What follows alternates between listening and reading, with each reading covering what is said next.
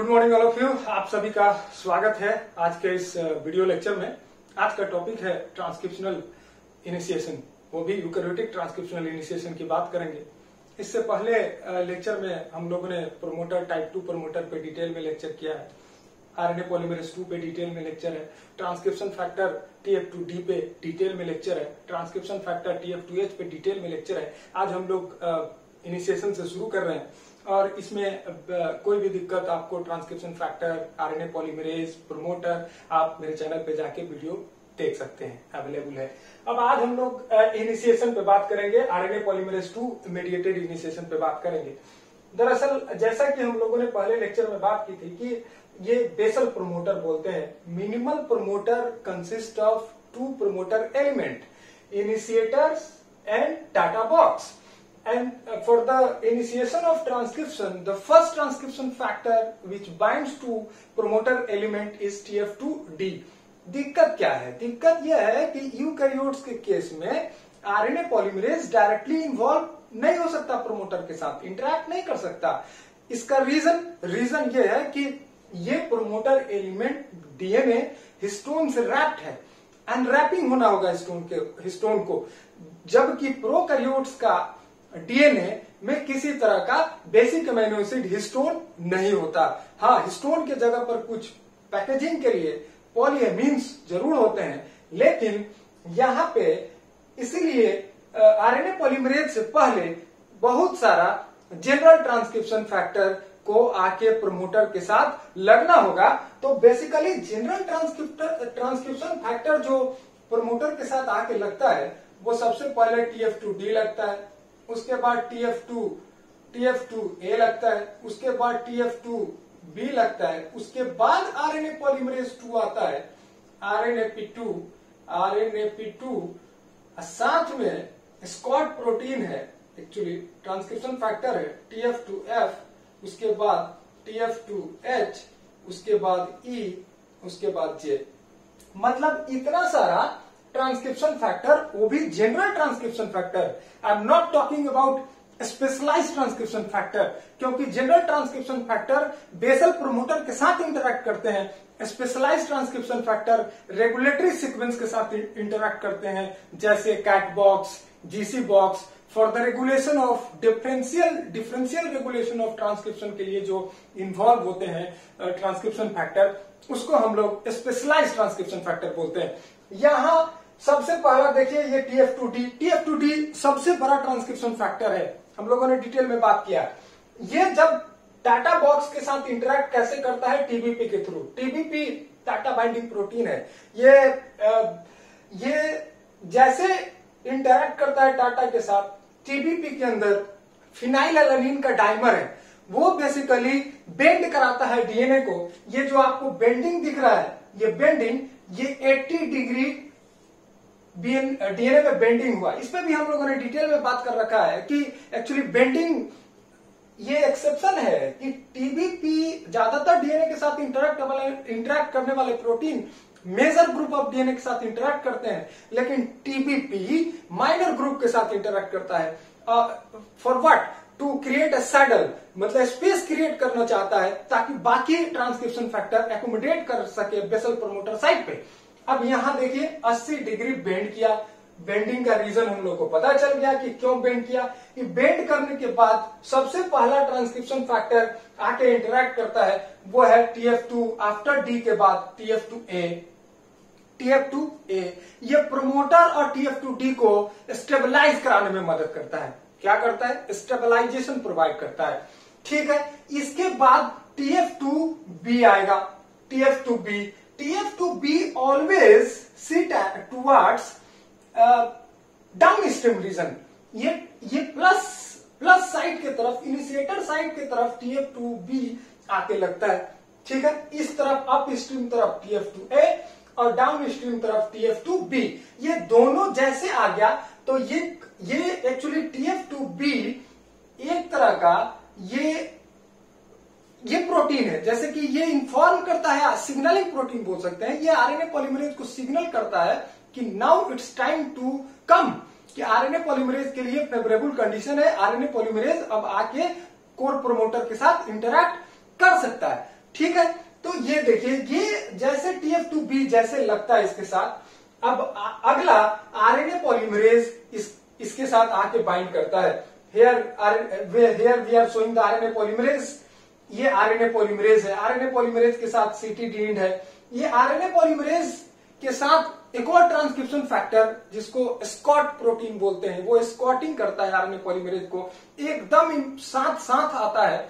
ये है TF2F, इसको बोलते हैं TF2F। TF2F थोड़ा इंपॉर्टेंट प्रोटीन है, इसके बारे में 1 मिनट बात करते हैं। TF2F बेसिकली क्या है कि ये देखिए, TF2F के बारे में अगर बोले तो TF2F ये एस्कॉर्ट प्रोटीन है, जैसा कि आरएनए पॉलीमरेज को एस्कॉर्ट करता है, आरएनए पॉलीमरेज 2 को एस्कॉर्ट करता है।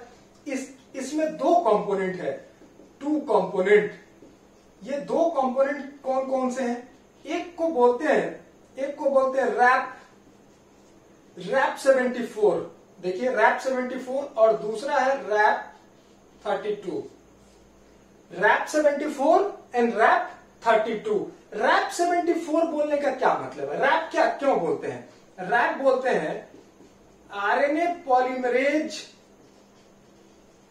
पॉलीमरेज एसोसिएटेड प्रोटीन, इसीलिए इसको रैप लिखते हैं, RAP, रैप। ये 72 इसका मॉलिक्यूलर वेट है, इसीलिए 72 लिखते हैं। ठीक है, ये क्या करता है? बेसिकली दोनों सब यूनिट का अपना एक फंक्शन है। जैसे रैप 32 बेसिकली ये डीएनए बाइंडिंग, रैप 32 के पास आरएनए पॉलीमरेज से बाइंड करने का डोमेन है, जिसके थ्रू वो आरएनए पॉलीमरेज के साथ इंटरैक्ट करता है, लगा हुआ रहता है। जैसे देखते हैं यहां आरएनए पॉलीमरेज के साथ TF2F आरएनए पॉलीमरेज के साथ लगा हुआ है with the help of RAP 32। एक और क्वेश्चन CSIR में पूछता है कि RAP 32 shows some homology with sigma 70 of prokaryotes, क्योंकि देखिए transcription factor somehow very similar और एनालोगस टू सिग्मा। प्रोकैरियोट्स में जो सिग्मा का रोल है वही यूकैरियोट्स में ट्रांसक्रिप्शन फैक्टर का रोल है। ठीक है, तो ये रैप 32 होमोलॉजी शो करता है किसका? सिग्मा का, सिग्मा 70 का। साथ ही साथ रैप 32 के पास क्या है? रैप 32 के पास सब यूनिट है जिसके थ्रू, डोमेन है जिसके थ्रू वो आरएनए पॉलीमरेज 2 से बाइंड करता है। इसीलिए आपको दिखता है जब भी कि आरएनए पॉलीमरेज की एकदम बैक ऑफ आरएनए पॉलीमरेज ये एसोसिएटेड है TF2F, तो through the help of it bind to RNA polymerase through the help of RAP 32। And next sub unit is RAP 74। RAP 74 का 2 फंक्शन है। एक, it has a poor helicase activity. देखिए ये जो TF2H के पास strong helicase activity होता है, लेकिन इसके पास पुअर हेलिकेज एक्टिविटी है, ये क्वेश्चन आ सकता है। साथ ही साथ इसके पास एटीपेज एक्टिविटी भी होता है। तो आपसे क्वेश्चन पूछे कि आरएनए ट्रांसक्रिप्शन फैक्टर 2H को छोड़ के कौन सा ट्रांसक्रिप्शन फैक्टर है जिसके पास हेलिकेज एक्टिविटी है और एटीपेज एक्टिविटी है, तब TF2F। ठीक है, याद रखना होगा। ये जैसे इसके साथ बाइंड करता है आरएनए पॉलीमरेज आ गया। अब देखिए आरएनए पॉलीमरेज जैसे आ गया तो आरएनए पॉलीमरेज आगे नहीं बढ़ सकता। आरएनए पॉलीमरेज में प्रोकैरियोट्स के केस में आरएनए पॉलीमरेज लगने के बाद नेक्स्ट फर्दर अपना काम शुरू कर देता है कि binary complex to open complex में कन्फर्मेशनल चेंज करने लगता है आरएनए पॉलीमरेज 2। हालांकि वो सिग्मा करता है, लेकिन आरएनए पॉलीमरेज अपना काम शुरू करता है। लेकिन यहां क्या है कि यहां पे आरएनए पॉलीमरेज लग तो गया है, लेकिन फर्दर आरएनए पॉलीमरेज आगे टुवर्ड्स डाउन स्ट्रीम ये आरएनए पॉलीमरेज मूव नहीं कर सकता। क्यों मूव नहीं कर सकता? ये इसलिए मूव नहीं कर सकता कि यहां पे इसके पास आरएनए पॉलीमरेज 2 के पास सीटीडीन है, ये सीटीडी डोमेन है। इस सीटीडी डोमेन में कंजर्व्ड हेप्टाइड रिपीट है, जैसे कि YSPTSPS। देखिए सेरीन नंबर 5, ये सेरीन है, ये टायरोसिन है, सेरीन है, प्रोलीन है, थ्रियोनिन है, सेरीन है, प्रोलीन है, सेरीन है। ठीक है, सेरीन नंबर 5 जैसे देखिए ये सेरीन नंबर 5 जब तक फॉस्फोरिलेट नहीं होगा तब तक ये आरएनए पॉलीमरेज आगे प्रोमोटर स्कैप नहीं हो सकता।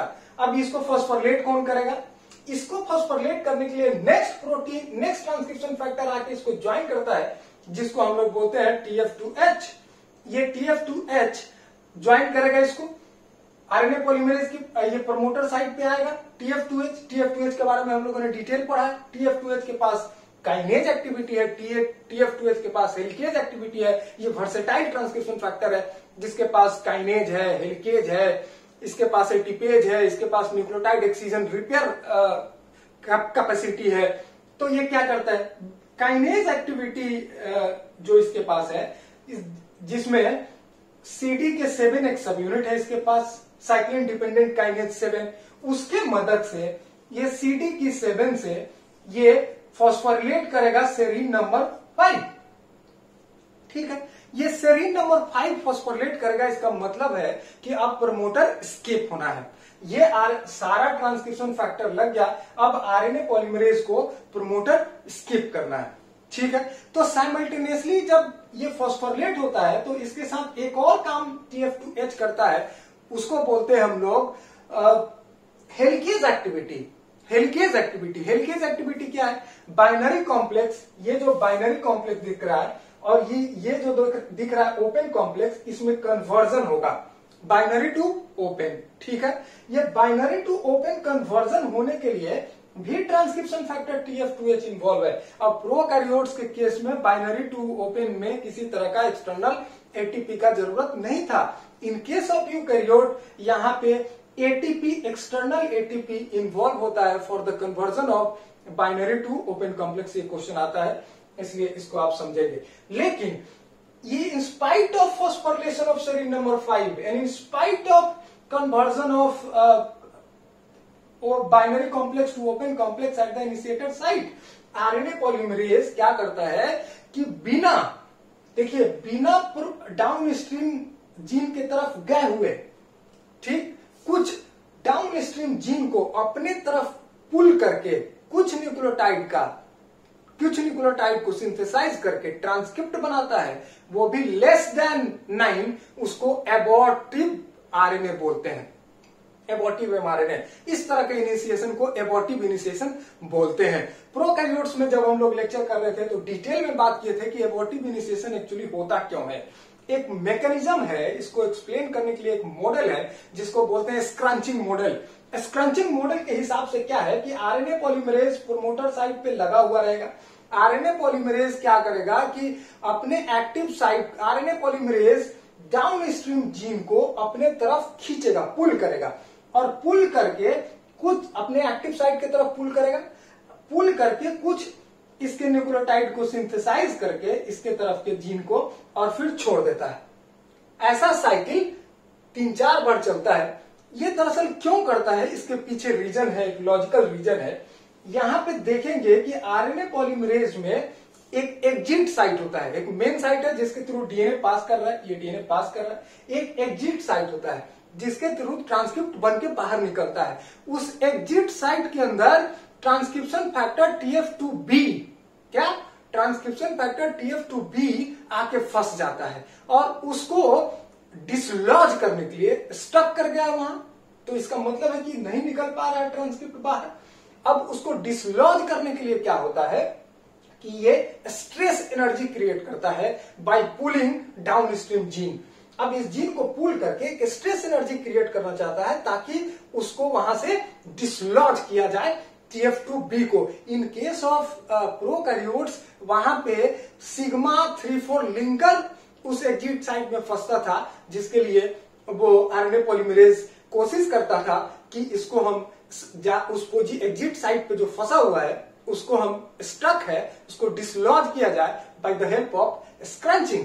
यही सेम एग्जैक्ट यूकैरियोट्स में भी है, जिसमें अंतर यह है कि वहां लिंकर 3,4 सिग्मा लिंकर 3,4 स्टक था, यहाँ ट्रांसक्रिप्शन फैक्टर 2B स्टक है और इसको यहां से रिमूव करने के लिए ये 2-3 बार कोशिश करता है और उसके बाद ये लेस देन 10 न्यूक्लियोटाइड लगभग 2-3 साइकिल ये एबॉर्ट का साइकिल चलता है जिसको एबॉर्टिव इनिशिएशन बोलते हैं। और 2-3 साइकिल के बाद जब TF2D एग्जिट साइट से डिसलॉज हो जाता है तब कंटिन्यूअस अब डाउन स्ट्रीम जीन के तरफ ये हमारा आरएनए पॉलीमरेज मूव करेगा और सिंथेसिस विल प्रोसीड। ठीक है, तो ये बेसिक इनिशिएशन का स्टेप है। सबसे पहला TF2B लगेगा, सीक्वेंस आपको पता होना चाहिए। सबसे पहले D लगेगा, उसके बाद A लगेगा, ट्रांसक्रिप्शन फैक्टर की बात कर रहे हैं, D A B। उसके बाद हमारा ये RNA polymerase along with transcription factor TF2F, उसके बाद H आएगा। ट्रांसक्रिप्शन फैक्टर H बेसिकली यहाँ रेगुलेटरी फैक्टर है, ये वर्सेटाइल इन नेचर है, functionally it's a very versatile. जैसा कि इसके पास काइनेज है, इसके पास हेलिकेज है, इसके पास एटीपेज है, इसके पास न्यूक्लियोटाइड एक्सीजन रिपेयर मैकेनिज्म है, तो उस मामले में सबसे ज्यादा वर्सेटाइल कोई ट्रांसक्रिप्शन फैक्टर है तो H है। और रेगुलेटरी ट्रांसक्रिप्शन फैक्टर भी इसको बोल सकते हैं कि विदाउट H, बिना H का ये ट्रांसक्रिप्शन फैक्टर नहीं होता तो CTD का सेरीन नंबर 5 फॉस्फोरिलेट नहीं होता, और ये बेसिकली TF2H का ही पार्ट है। कैक का डिटेल में हम लोगों ने लेक्चर किया है, अगर किसी तरह का आपको दिक्कत है तो आप लेक्चर देख सकते हैं। CD के 7 उसका पार्ट है, जो काइनेज है ये फॉस्फोरिलेट कर रहा है सेरीन नंबर 5 को। इसके फॉस्फोरिलेशन के बावजूद, binary complex to open complex के बावजूद, ये RNA पॉलीमरेज पूरी तरह से डाउन स्ट्रीम जीन की तरफ प्रोसीड, जिसको प्रोमोटर क्लियरेंस बोलते हैं, वो नहीं करता। इससे पहले कि क्या करता है कि इस प्रोमोटर साइड पे बैठे हुए और डाउन स्ट्रीम जीन को अपने तरफ पुल करता है, और इस चलते एबॉर्ट 2-3 साइकिल mRNA का एबॉर्ट होता है, जिसको एबॉर्टिव इनिशिएशन बोलते हैं, और वो ट्रांसक्रिप्ट का साइज लेस देन 10 होगा। और ये लेस देन, जब 10 से ज्यादा राइबोन्यूक्लियोटाइड जैसे RNA पॉलीमरेज 2-3 साइकिल के बाद जोड़ लेता है, तब ये RNA पॉलीमरेज इलोंगेटिंग फेज में, इलोंगेशन फेज में एंटर कर जाता है। तो यही बेसिक इससे बात है।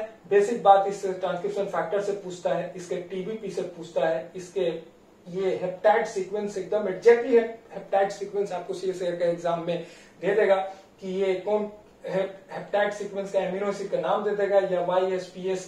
इसीलिए शॉर्ट लेटर आपको एमिनो एसिड का याद रहना चाहिए कि Y for what tyrosine, S for what, P for what, T for what, S for what, P for what, S for what. तो ये आपको पता होना चाहिए, और इस तरह से आप इसको समझ सकते हैं। तो थैंक यू, आज के लिए इतना ही। अगले लेक्चर में हम लोग इलोंगेशन पे बात करेंगे डिटेल में। Thank you.